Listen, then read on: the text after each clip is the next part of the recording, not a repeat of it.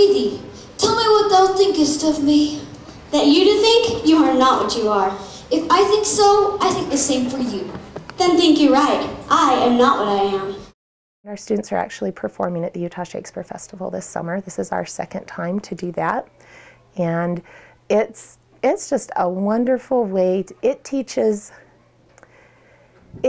kids things that reinforce what I try to teach in the classroom, but it gives them that hands-on opportunity that in 30 minutes I can't always give. With the 6th grade curriculum where we cover world history, we talk about the Renaissance, we talk about Shakespeare, and so it gives them a chance to really be able to take what we learn in the classroom and actually see it applied. I think that the difference down there compared to performing here is that there it's actually people that really know Shakespeare.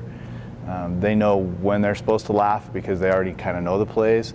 Sometimes here the audiences don't know the plays, and the Old English can be difficult to understand, and so they don't always laugh where they're supposed to laugh, which then throws the actors off a little bit. So being able to perform in front of a group of people that actually know Shakespeare should be a good thing for the kids to be able to see the difference.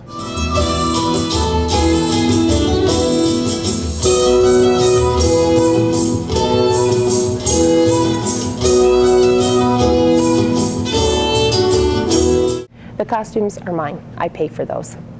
And I make a lot of them. I've had teachers at our school that have helped make a bunch. We've had parents over the years that have helped. All the Black Pants parents have helped with.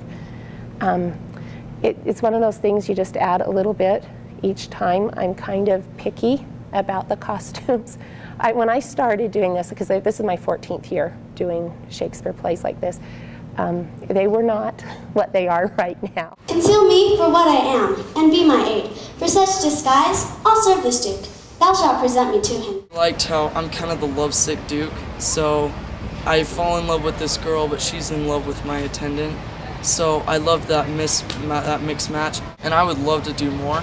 I feel like the further I go practicing with the Shakespeare, the words come to me very good, and I get the story.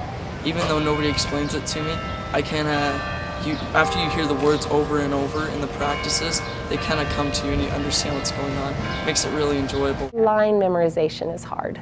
It's hard, you know, you're talking, what, 400 years ago or more, the way that people used to speak, and that's very different from today's language, and that's hard for kids to get. And sometimes, even though they're familiar with it and they know what they're supposed to say, then they struggle with going back, oh yeah, I forgot that's what that meant. Alas, poor fool, how have I baffled thee? Why, some are born great, some achieve greatness, and some have greatness thrust upon them. I love to see those kids that are so scared and can hardly speak up and say anything.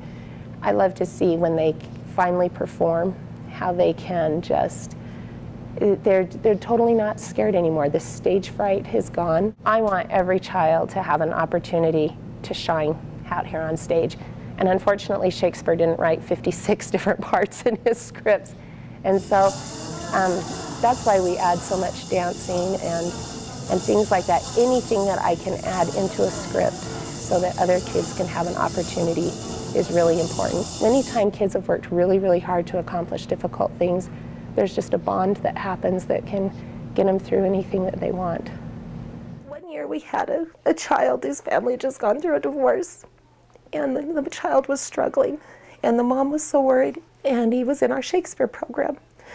And at the end, the mom came up to me,